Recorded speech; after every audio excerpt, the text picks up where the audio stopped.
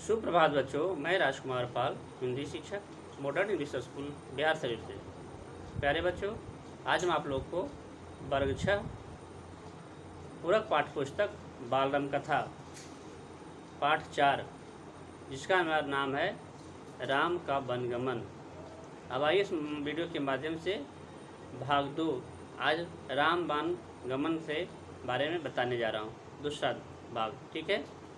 कहता है, कौशल्या भवन से निकलकर राम सीता के पास गए, सारा हाल बताया, विदा मांगी, माता पिता की आयु का उल्लेख किया, उनकी सेवा करने का आग्रह किया। कहा, प्रिय तुम निराश मत होना, 14 वर्ष के बाद हम फिर जरूर आएंगे। ठीक है। राम ने सीते को समझा रही है कि सीते यहीं रहो और अपने माता पिता का सेवा करो। राम के वनगमन का समाचार तब तक सीता के पास नहीं पहुंचा था। राम को देखकर कुछ आशंका हुई। अनिष्ट की राम ने विदा मांगी तो सीता व्याकुल हो गई। बोली कि अब हम सीते जाते हैं वन को, तो उनकी व्याकुलता बेचैनी छा गई। क्रोधित भी हुई, गुस्सी भी हुई। निर्णय पर प्रतिवाद किया। राम नहीं माने तो सीता ने उनके साथ जंगल जाने का प्रस्ताव रखा कि नहीं, मैं भी जंगल जाऊंगा। सीता ने कहा, मेरे पिता का आदेश है कि मैं छाया की तरह हमेशा उसके साथ रहूं। अंततः राम को उनकी बात माननी पड़ी। तभी लक्ष्मण भी वहाँ आ गए और वह भी राम के साथ जाने को तैयार थे। राम ने उन्हें इनकी स्वीकृति दे दी कि चलो लक्ष्मण, ठीक है। शीघ्र तैयारी करने को कहा और राम के लक्ष्मण सीता भी तैयार होने के लिए कहा और वो तीनों जाने को तैयार हो गया। राम चाहते थे कि सीता वन ना जाए, अयोध्या में रहे। वे उसकी अनुमति दे चुके थे, फिर भी उन्होंने एक और प्रयास किया। कहने के बाद भी एक मौका और दिया कि नहीं सीता जाओ, बहुत कष्ट होता है जंगल में। सीते वन का जीवन बहुत कठिन है, न रहने का ठीक स्थान, न भोजन का ठिकाना, कठिनाइयाँ कदम कदम पर। तुम महलों में पली हो, ऐसा जीवन कैसे जी सकोगी? सीता ने उत्तर नहीं दिया, मुस्कुरा दी। उन्हें पता था कि राम अपने दिए वचन से पलट नहीं सकते हैं। ठीक है बच्चों, राम वन जा रहे थे। यह समाचार पूरे नगर में फैल चुका था। नगरवासी दशरथ और कैकेयी के धिक्कार रहे थे। कुछ देर पहले तक जहां उत्सव की तैयारियां थी, वहां उदासी ने घर कर यानी बस गया।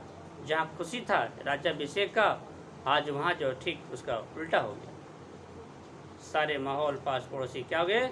सब दुखित हो गए। क्या सुनकर? राम को वन जाने को सुनकर।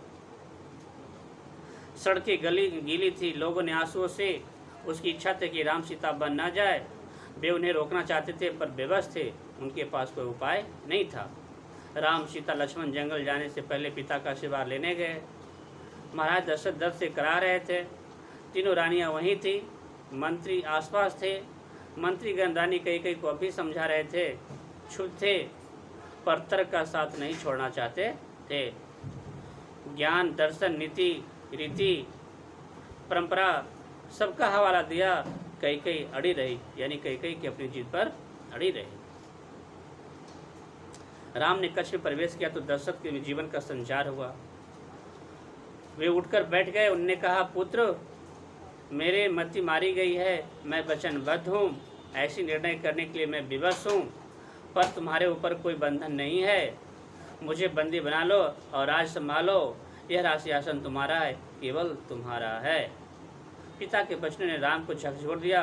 वे दुखित हो गए पर उन्हें नीति का साथ नहीं छोड़ा। कौन? राम ने। और आंतरिक पीड़ा आपको कैसा कहने पर विवश कर रही है? मुझे राज का लोभ नहीं है। राम कहते हैं, मुझे पिताजी राज का लोभ नहीं है, मैं ऐसा नहीं कर सकता।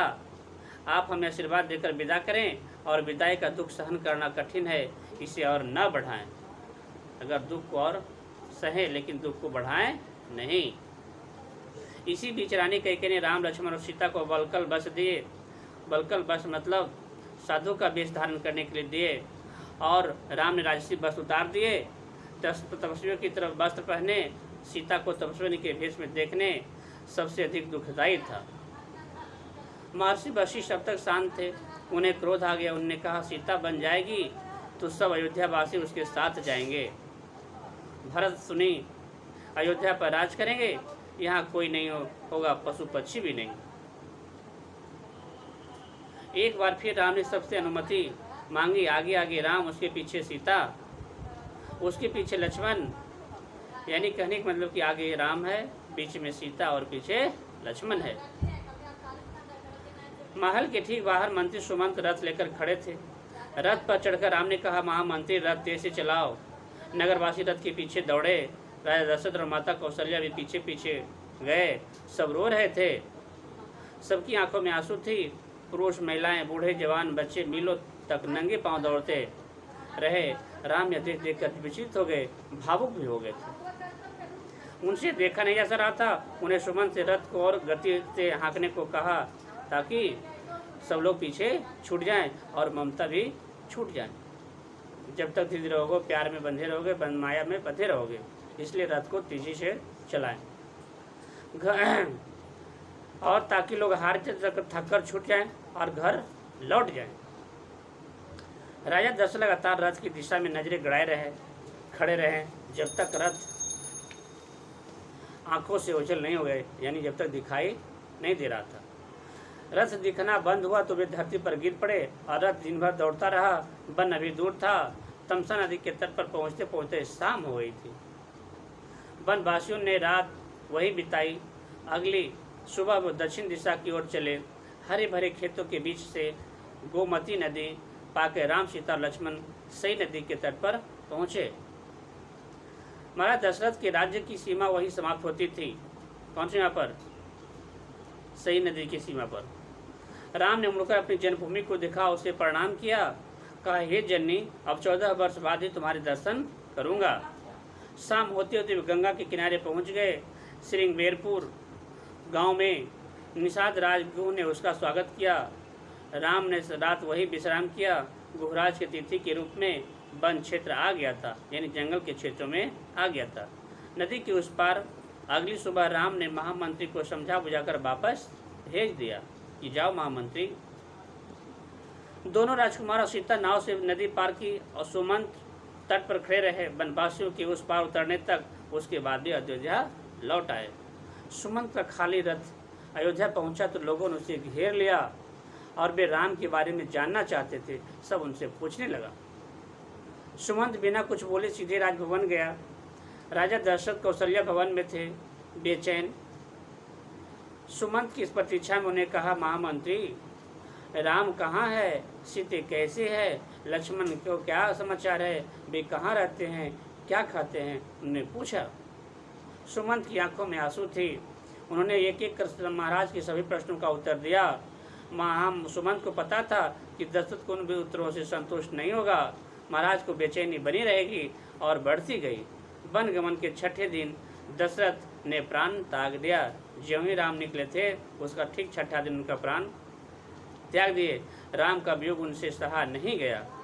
दूसरे दिन महर्षि वशिष्ठ ने मंत्री परिषद की चर्चा की और सबकी राय थी कि राजगद्दी खाली नहीं रहना चाहिए। तो यह तय हुआ कि भरत को तत्काल अयोध्या से बुलाया जाए और घुड़सवार दूत रवाना किए गए। इस निर्देश के साथ उन्हें अयोध्या की घटनाओं के संबंध में मौन रहा आने तक। ठीक है बच्चों, ये था आपका राम का बनगा दूसरा भाग। इसे ध्यानपूर्वक समझने का प्रयास किया। धन्यवाद।